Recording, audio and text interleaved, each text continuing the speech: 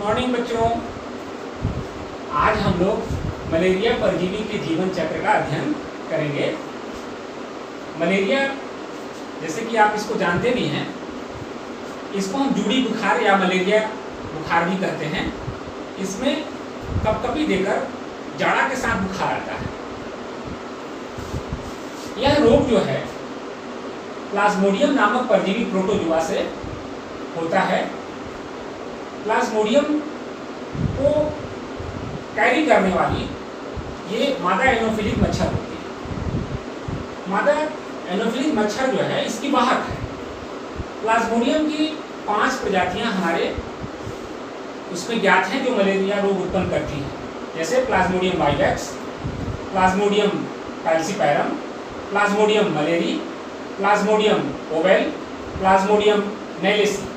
ये प्लाज्मोडियम नैलेसी जो है ये नई प्रजाति है प्लाज्मोडियम की, और प्लाज्मोडियम फैल्सीपेरम जो है बहुत ही घातक प्रजाति है इस मलेरिया रोग उत्पन्न करने वाली, जिसमें अधिकांश लोगों की मृत्यु भी हो सकती है। और ये प्लाज्मोडियम वाइवेक्स जो है ये बहुत ही सामान्य यानी कॉमन प्रजाति है, और अधिकांश जो मलेरिया रोग उत्पन्न होता है इसी वाइवेक्स के द्वारा ही उत्पन्न होता है। तो आज हम इस प्लाज्मोडियम वाइवेक्स का जो है ये लाइफ साइकिल यहाँ पर अध्ययन करेंगे। प्लाज्मोडियम का जीवन 2 पोषकों में पूर्ण होता है। इसका पहला पोषक जो है मादा एनोफिलिक मच्छर, जबकि दूसरा पोषक जो है मनुष्य होता है। अब आपको एक चीज यहाँ पर थोड़ा सा बताना जरूरी है कि ऐसे जीव जिनका जीवन 2 पोषकों में पूर्ण होता है उनको हम डाइजेनेटिक लाइफ साइकिल या वैसे जीवन चक्र को हम डाइजेनेटिक लाइफ साइकिल कहते हैं। अब एक चीज और यहाँ पर आपको बताना जरूरी है कि परजीवी और पोषक 2 टर्म यहाँ पर आ रहे हैं, उनको भी जान लेना जरूरी है कि परजीवी क्या होते हैं।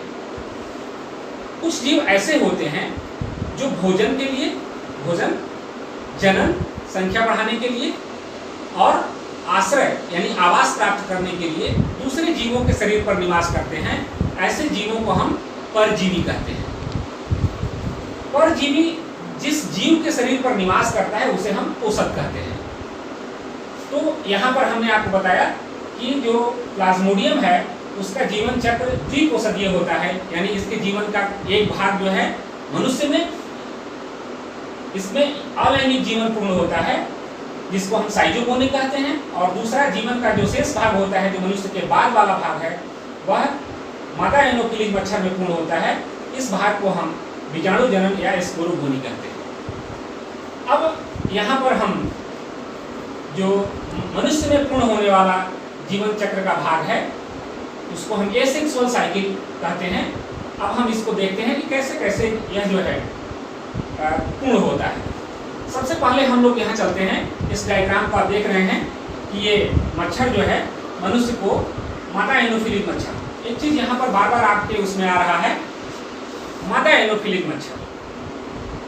तो आप सोच रहे हैं कि क्या नर मच्छर नहीं काटते हैं? हाँ, सही है। नर मच्छर केवल वनस्पतियों के अथवा पुष्पों के रस को चूसते हैं। उनके मुख उपांग या माउथ पार्ट्स ऐसे नहीं होते हैं जो हमारी त्वचा से रक्त को चूस सके, इसलिए केवल मादा मच्छर ही जो है रक्त को चूसती है, नर मच्छर रक्त को नहीं चूसते।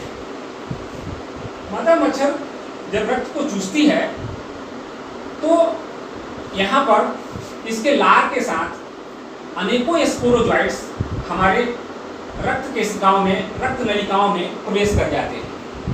अब आप सोच रहे होंगे कि यहाँ पर लार जो है कैसे पहुँच गया।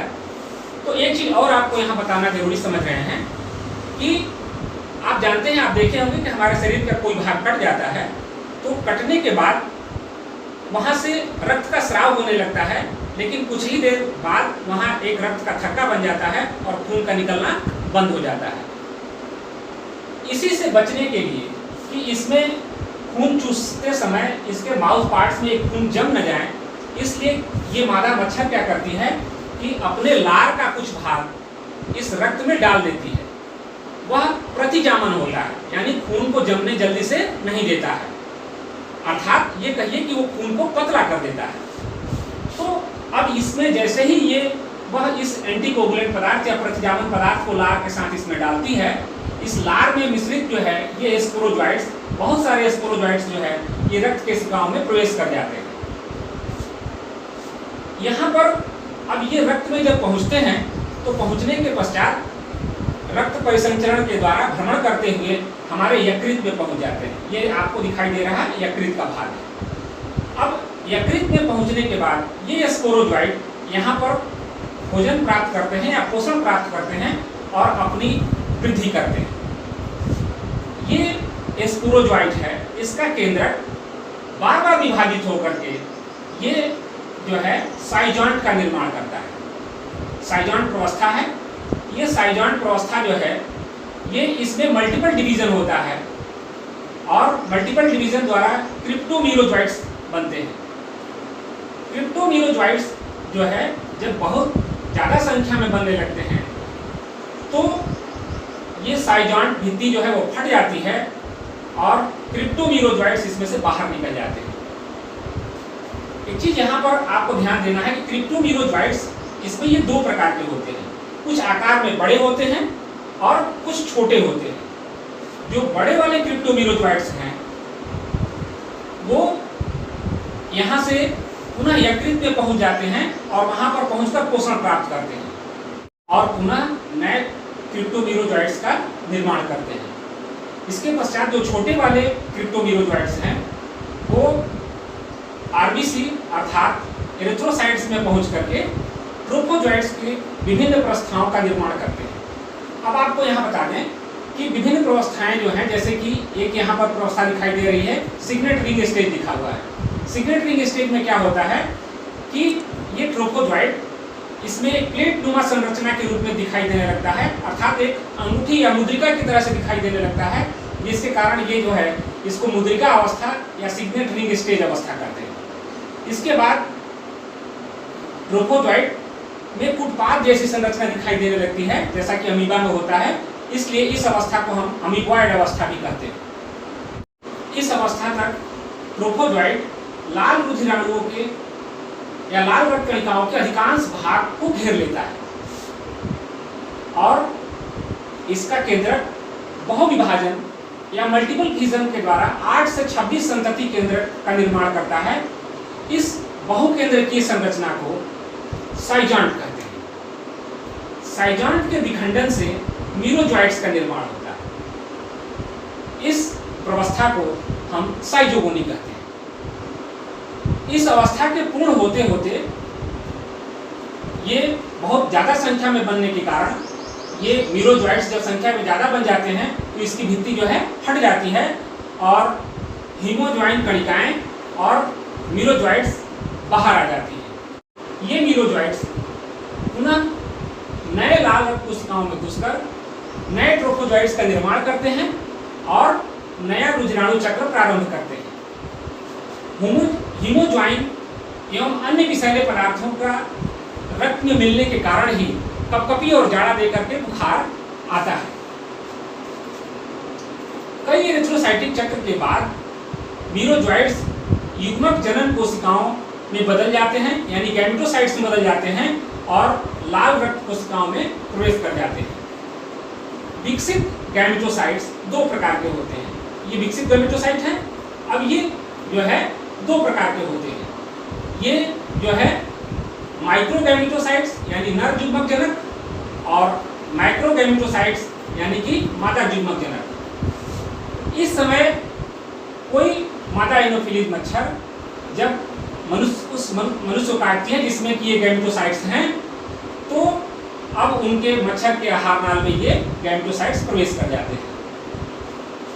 अब इसके जो है सेक्सुअल साइकिल या लैंगिक जनन चक्र का अध्ययन हम अब यहाँ पर करेंगे, जो भाग मच्छर में पूर्ण होता है। तो अब यहाँ पर ये देखिए कि ये जो है ये गैमेटोसाइट्स, ये मेल एवं फीमेल गैमेटोसाइट यहाँ पर जो है जब मच्छर के आहार नाल में पहुँचते हैं तो यहाँ अर्धसूत्री कोशा विभाजन द्वारा ये जो है नर एवं मादा युग्मक का निर्माण करते हैं। नर युग्मक कोन ऑफ फर्टिलाइजेशन का के पास जो है ये मादा युग्मक में प्रवेश कर जाता है और जाइगोट का निर्माण करता है। जाइगोट 2n होता है, द्विगुणित होता है। आप जानते हैं कि अर्धसूत्री कोशा विभाजन से ये बने हुए थे, यानी कि ये अगुणित थे, और जब ये दोनों नर और मादा युग्मक जब मिल गए तो ये जो है द्विगुणित कोशिका यानी जाइगोट का निर्माण हो गया। जाइगोट जो है अब एक कृमि रूप संरचना या पिन रूपी संरचना में बदल जाती है, जिसको हम ओकिनिट कहते हैं, और ये तब होता है जब ये यहाँ पर आहार नाल के संपर्क में या स्टमक वाल के संपर्क में जो है आता है। इसमें धंस करके ये शीघ्र ही इसके चारों ओर एक कुटी या सिस्ट का निर्माण हो जाता है, जिसको हम ओसिस्ट कहते हैं। ये ओसिस्ट बहुविभाजन द्वारा स्पोरोजॉइट्स का निर्माण करता है, और जब यह परिपक्व होता है तो ओसिस्ट जो है फट जाता है और स्पोरोजॉइट इस मच्छर के जो है देहगुह्य द्रव या हीमोसील में जो है मुक्त हो जाते हैं। यहाँ से ये जो है धीरे धीरे ये मच्छर की लार ग्रंथियों में प्रवेश कर जाते हैं, जहाँ उनके सैलिवरी ग्लैंड में या लार ग्रंथियों में पहुँच करके नए व्यक्ति को संक्रमित करने के लिए तैयार हो जाते हैं। अब इस प्रकार जब मादा मच्छर जब रक्त को चूसती है तो यह मनुष्य के रक्त में प्रवेश करके नए संक्रमण या नया जीवन चक्र जो है का भाग पूर्ण करता है। अब हम लोग इस चित्र के द्वारा भी थोड़ा सा समझ लें कि यहाँ पर जो है ये डायग्राम हमने आपको डाल दिया है कि आप जो है समझने में आपको आसानी होगी। तो यहाँ पर देखिए ये सेक्सुअल साइकिल है। सेक्सुअल साइकिल जो है ये मच्छर में पूर्ण होता है, और ए सेक्सुअल साइकिल यानी कि जो है ये अलैंगिक जीवन चक्र जो है मनुष्य में पूर्ण होता है। अब यहाँ पर आप देख रहे हैं हमने लिखा है कि स्पोरोजॉइट से साइजाइट बनने वाले प्रथम चक्र को प्री इरिथ्रोसाइटिक साइकिल कहते हैं। ये भाग यहाँ से जो है आप स्पोरोजॉइट देख रहे थे, यहाँ से ये स्पोरोजॉइट बनने तक की जो प्रक्रिया है ये इरिथ्रोसाइटिक प्री इरिथ्रोसाइटिक साइकिल कहलाता है। जबकि यहाँ से जो है ये क्रिप्टोमीरोजॉइट्स जो हैं जब ये लीवर में यकृत में पुनः पहुँच जाते हैं तो इस दूसरे वाले चक्र को हम एक्सोइरिथ्रोसाइटिक साइकिल कहते हैं। और इसके बाद यहाँ से आप देख रहे हैं ये ट्रोफोजॉइट, जब ये क्रिप्टोमीरोजॉइट्स जो छोटे वाले थे जब रुधिर लाल रुधिर कणिकाओं में जब पहुँचते हैं तो इनका जीवन चक्र यहाँ जो है ये इरिथ्रोसाइटिक साइकिल कहलाता है। तो ये जो है ये तीन यहाँ पर चक्र जो है अलैंगिक जीवन चक्र का यहाँ पर जो है ये मानव में वाले भाग में पूर्ण होता है। अब इसमें अब जो एक फ्लो चार्ट के द्वारा भी हमने इसको समझाने का प्रयास किया है कि ये लाइफ साइकिल जो है मलेरिया पैरासाइट का लाइफ साइकिल ह्यूमन में कैसे होता है, इसको आसानी से समझने के लिए हमने एक फ्लो चार्ट यहाँ पे आपके लिए बनाया है। जैसे हमने लिखा है कि बाइट ऑफ फीमेल एनोफिलिक मस्कीटो, जब ही मादा एनोफिलिक मच्छर मनुष्य को काटती है तो स्पोरोजॉइट्स ब्लड में पहुँच जाते हैं। अब वहाँ से इनमें प्री इरिथ्रोसाइटिक साइजोगोनी होती है यकृत में, और वहाँ से माइक्रो और माइक्रो क्रिप्टोजॉइट्स आपको हमने बताया था छोटे और बड़े क्रिप्टोमीरोजॉइट्स जो है वो बाहर निकलते हैं। बड़े वाले क्रिप्टोमीरोजॉइट्स पुनः यकृत में पहुँच जाते हैं और यकृत में पहुँच करके नए जो है चक्र का पूरा नए चक्र को पूरा करते हैं। इसके बाद यहाँ पर जो है क्रिप्टोमीरोजॉइट्स के बाद जो है यहाँ पर erythrocytic साइजोगोनी in red blood cells होती है, लाल रक्त कणिकाओं में जो भाग पूर्ण होता है, और उसके बाद माइक्रो क्रिप्टोमीरोजॉइट्स जो बनते हैं वो आगे चल करके रक्त में जब पहुंचते हैं तो सिग्नेट रिंग अवस्था आती है, अमीबॉइड अवस्था आती है, सॉइजेंट का निर्माण करते हैं। तो इस प्रकार से जो है ये अंत में जो है मीरोजॉइट्स निकलते हैं बाहर, और ये मीरोजॉइट्स जो है इरिथ्रोसाइटिक साइकिल जो है पूर्ण करते हैं, और कुछ मीरोजॉइट्स जो है मेल और फीमेल गैमेटोसाइट्स के रूप में परिवर्तित हो जाते हैं। दूसरा भाग जो मलेरिया पैरासाइट का मच्छर में पूर्ण होता है। Life cycle of malaria parasite in mosquito को हमने एक फ्लो चार्ट के द्वारा यहाँ पर दिखाया है। यहाँ पर जब मादा मच्छर खून चूसती है तो माइक्रो और माइक्रो गैमेटोसाइट आहार नाल में पहुंच जाते हैं, और वहाँ अर्धसूत्री कोशा विभाजन द्वारा माइक्रो और माइक्रो गैमेट्स का निर्माण करते हैं। ये गैमेट्स आपस में जब मिलते हैं तो जाइगोट का निर्माण करते हैं। जाइगोट जो है आहार नाल के संपर्क में जब आता है तो एक ओकिनिट जैसी संरचना का निर्माण करता है, जो पिन रूपी या कृमि रूपी संरचना के रूप में होता है।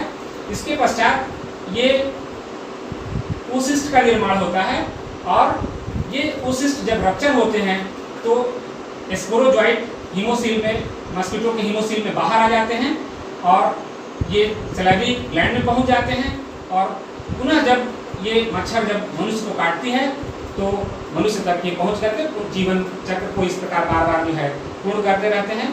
धन्यवाद।